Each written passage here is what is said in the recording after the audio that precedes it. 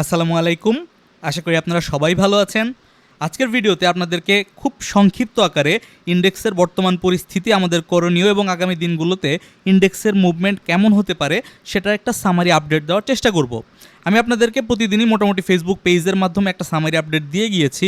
সেটার ধারাবাহিকতা যদি আমরা লক্ষ্য করি, গত মঙ্গলবারে আপনাদেরকে ফেসবুকে একটা পোস্টের মাধ্যমে দেখানো হয়েছিল যে ইন্ডেক্সে একটা অব্যাহত কারেকশন থাকবে, যেই কারেকশনটা মঙ্গলবারে বেলা শেষ হওয়ার আগে আমরা ফেসবুকে পোস্ট করেছিলাম।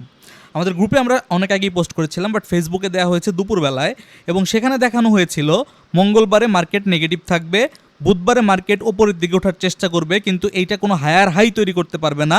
এরপর বৃহস্পতিবারে তথা রবিবার পর্যন্ত মার্কেট কারেকশন ফেসে থাকার একটা পসিবিলিটিস আছে। আবারও বলছি, পসিবিলিটিস। এই চার্টের অনুযায়ী যে মার্কেট চলবে তার কোনো গ্যারান্টি নাই, বাট চার্ট দিয়ে আমরা সাধারণত মার্কেটকে জাস্ট ফলো করার চেষ্টা করি। তো আমি সেই চেষ্টাটাই করেছি এবং আপনাদেরকে একটা আপডেট দেওয়ার মাধ্যমে সেটা বুঝিয়ে দেওয়ার চেষ্টা করেছি। আবার পুনরায় গত পরশুদিন যখন মার্কেট বাড়তেছিল, প্রায় 40 পয়েন্ট বেড়ে গেল, তখন আপনাদের একদম শেষ বেলায় দুইটার একটু আগ দিয়ে আপনাদেরকে সতর্ক করা হয়েছে যে মার্কেটে কিন্তু ভলিউম যে লেভেলে হয়েছে সব কিছু অ্যানালিসিস করে আপনাদেরকে ইনডাইরেক্টলি বোঝানো হয়েছে যে তেল গেলে ফুরাইয়া বাতি যায় নিভিয়া, অর্থাৎ মার্কেট কিন্তু সতর্কতা দিচ্ছে, মার্কেট কারেকশানে যেতে চলেছে। এই যাতে আপনারা নতুন করে বিনিয়োগে না যান সেই জিনিসটার ব্যাপারে সতর্ক করার জন্য মূলত আসলে এই পোস্টটা ছিল।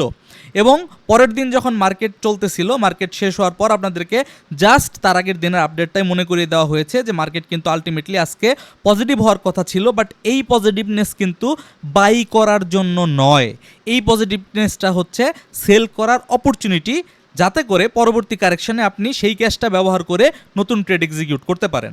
তো এনিওয়ে, যেটা হয়েছে সেটা পার হয়ে গিয়েছে, এখন যেটা আছে সেইটার ধারাবাহিকতায় আমরা একটু অ্যানালিসিস করার চেষ্টা করি এবং বোঝার চেষ্টা করি যে আগামীতে মার্কেট কি হইতে পারে। এনিওয়ে, এইখানে মার্কেট গতকালকে যখন পজিটিভ হচ্ছিল তখন অনেকেই আমরা ধরে নিয়েছিলাম যে আসলে মার্কেটের যে কারেকশানের এক্সপেকটেশনটা রাখা হয়েছে সেটা হয়তো ইনভ্যালিড হয়ে গিয়েছে, মার্কেট এখন হায়ার হাই তৈরি করবে।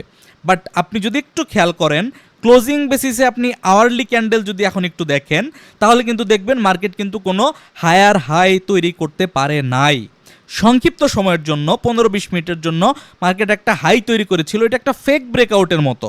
একটা ফেক ব্রেকআউট, এটা আমরা কিভাবে বুঝবো? দেখেন, আমি তো ফেসবুকে ক্লোজিংয়ের পরে পোস্ট করেছি, বাট আমি আমাদের যে গ্রুপটা আছে, মানে হোয়াটসঅ্যাপ প্রাইভেট গ্রুপ যেটা আছে, সেইখানে সকালবেলায় একদম শুরুতে আমরা বলে রেখেছিলাম যে আজকে আমরা কোনো বাই মোডে যাব না, আজকে একটা ফলস পজিটিভনেস আমরা দেখতে পারি, এবং যাতে বাড়ার সময় আমরা ভুল না করি, ঠিক 1 ঘন্টা অবজার্ভ করার পর এই আপডেটটাও দেওয়া হয়েছে যে মার্কেট 4809 প্লাস করতে পারলেই শুধুমাত্র হায়ার হাই তৈরি করতে পারবে, অন্যথায় মার্কেট 4809 প্লাস না করতে পারলে মার্কেট আলটিমেটলি 2-3 দিন নিচের দিকেই আসবে। এবং এই ধারাবাহিকতা পরবর্তীতে আমরা উল্লেখ করেও দিয়েছি যে আজকে ম্যাচিউর থাকলে আমরা সেইখানে চাইলে প্রফিট টেক করতে পারি, বরঞ্চ এখন এই পজিটিভনেস দেখে আমরা আসলে নতুন বাইতে যাব না। আপনি দেখতে পারেন এগুলো আসলে গ্রুপে প্রথমে দেওয়া হয়, এরপর আমি যখন ফ্রি টাইম পাই আমি কিন্তু ফেসবুক পোস্টের মাধ্যমে আপনাদেরকে সেই আপডেটটাই জানানোর চেষ্টা করেছি। তো এখন মূল কথা হচ্ছে, মার্কেট এই লেভেলটাতে যখন হায়ার হাই তৈরি করেছিল, এইটা আসলে ফলস ব্রেকআউট, সেটা কিভাবে বুঝলাম? এটা একটা গুরুত্বপূর্ণ প্রশ্ন হইতে পারে। তো আপনি যদি আসলে ইলিয়ট ওয়েভ জেনে থাকেন, তাহলে আপনি অলরেডি জানেন যে কোনো একটা নতুন সুইং তৈরি করার সময় ফিবোনাচির একটা নির্দিষ্ট পার্সেন্টেজ পর্যন্ত তাকে টাচ করতে হয়। সে যদি ফিবোনাচির ওই পার্সেন্টেজটাকে অতিক্রম করতে পারে, তবেই শুধুমাত্র আমরা ধরে নেই যে এটা একটা ভ্যালিড সুইং তৈরি হয়েছে বা ভ্যালিড একটা হায়ার হাই তৈরি করেছে। যতক্ষণ পর্যন্ত ওই লেভেলটা ব্রেকআউট করতে না পারতেছে, ততক্ষণ পর্যন্ত এই যে আপমুভটা, এই আপমুভটাকে আসলে কারেক্টিভ আপমুভের, মানে কারেক্টিভ নিচের দিকের সুইংয়ের পুলব্যাক বলা হয়, যেটাকে আসলে সাধারণত এ বি সি আকারে আসলে ডিফাইন করা হয়। অর্থাৎ যেই মুভমেন্টটা আমরা দেখতে পাচ্ছিলাম সেটা পুরোটাই আসলে কারেক্টিভ মুভমেন্টের একটা অংশ ছিল। তো এখন আমরা যেটা দেখতে পাচ্ছি, মূল প্রশ্নই আসবে যে মার্কেটের পরবর্তী সাপোর্টটা আসলে কোথায়। তো আমি আপনাকে অনেক জটিল, এইটা হইতে পারে ওইটা হইতে পারে, এটা না হইলে সেটা হবে, এরকম কোনো কিছু বলছি না। আমি আপনাকে একটা স্ট্যাটিক ধারণা দিচ্ছি, মার্কেটের পরবর্তী স্ট্রং রিভার্সাল জোন 4715 পয়েন্টের আশেপাশে। আবারও বলছি, 4715 পয়েন্টের আশেপাশে। এখানে আপনি আওয়ারলি বেসিসে দেখলে একটা এফভিজি পেয়ে যাবেন, অর্থাৎ এসএমসিতে ফেয়ার ভ্যালু গ্যাপ আছে। আপনি যদি নিচের দিকে আসেন, এই লেভেলে এ বি সি এর কারেকশনটা আসলে এক্সপেক্টেড যে কারেকশনটা হওয়া উচিত সেই কারেকশনটা এই লেভেলে আস্তে আস্তে কমপ্লিট হয়ে যায়। এমনকি এর চাইতে একটু উপর থেকেও যদি ঘুরে যায় তাতে সমস্যা নেই, বাট আমরা খেয়াল রাখবো 4715 প্লাস মাইনাস, ওপরের দিকে 10 পয়েন্ট নিচের দিকে 10 পয়েন্ট পর্যন্ত আপ ডাউন হইতে পারে, সেটা আমরা কনসিডারেশনে রেখে 4715 পয়েন্টের আশেপাশে মার্কেটকে খুব ভালোভাবে অবজার্ভ করার চেষ্টা করব যে এই লেভেল থেকে মার্কেট রিভার্সাল তৈরি করতে পারে কি না।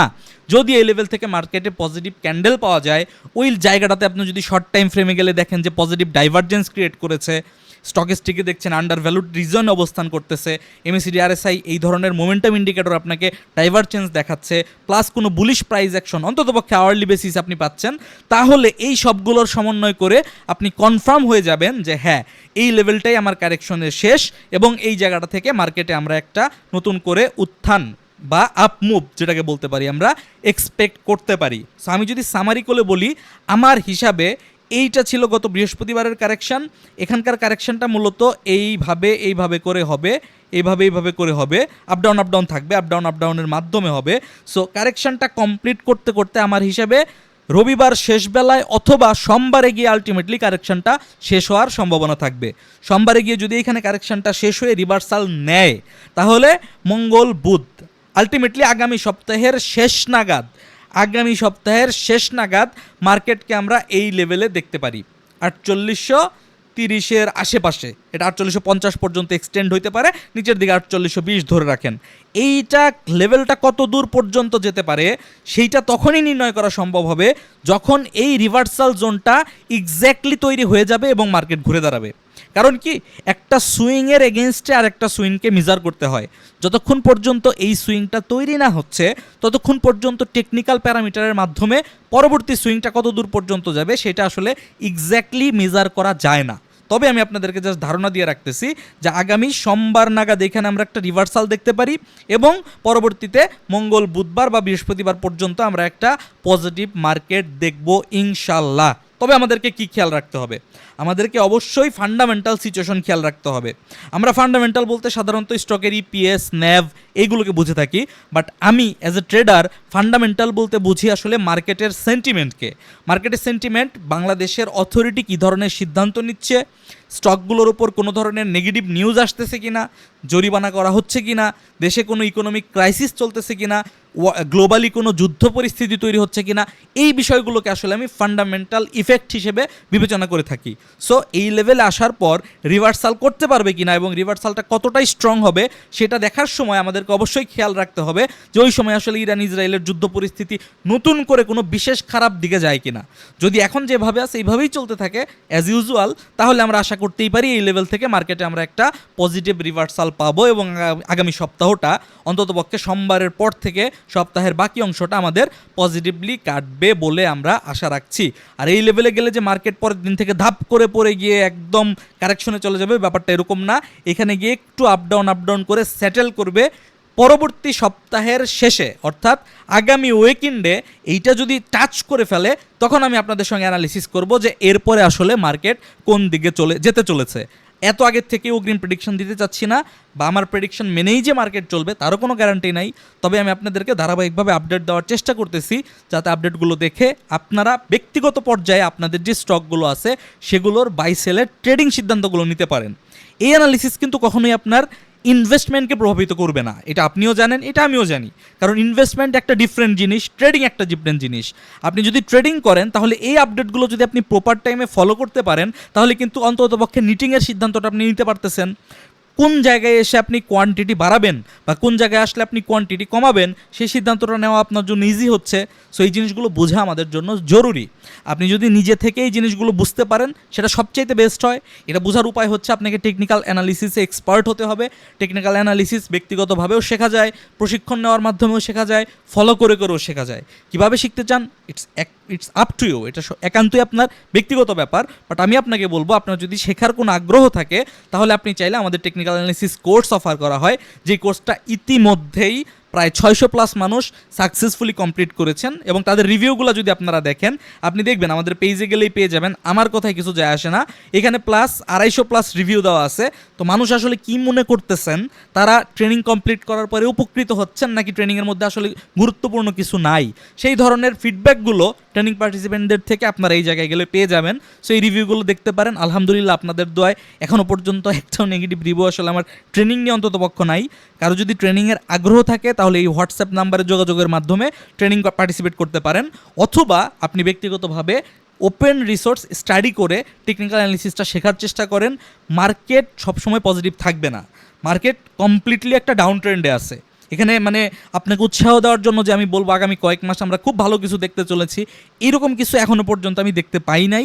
সো আপনাদেরকে আমি কোনো ধরনের ওই রকম ইনফ্লুয়েন্স করতে চাচ্ছি না, বাট আমি আপনাদেরকে এতটুকু বলতে পারি মার্কেট যেইভাবেই মুভ করুক না কেন, আপনি যদি সুইংগুলো প্রপারলি মেজার করতে পারেন সেই ক্ষেত্রে আপনি অন্ততপক্ষে শর্ট টার্ম ট্রেডিংয়ের জন্য বাই অপরচুনিটি কোথায় ক্রিয়েট হচ্ছে আর কোথায় আমাকে প্রফিট বুক করতে হবে সেই জিনিসটা অন্ততপক্ষে ধারণা রাখতে পারবেন।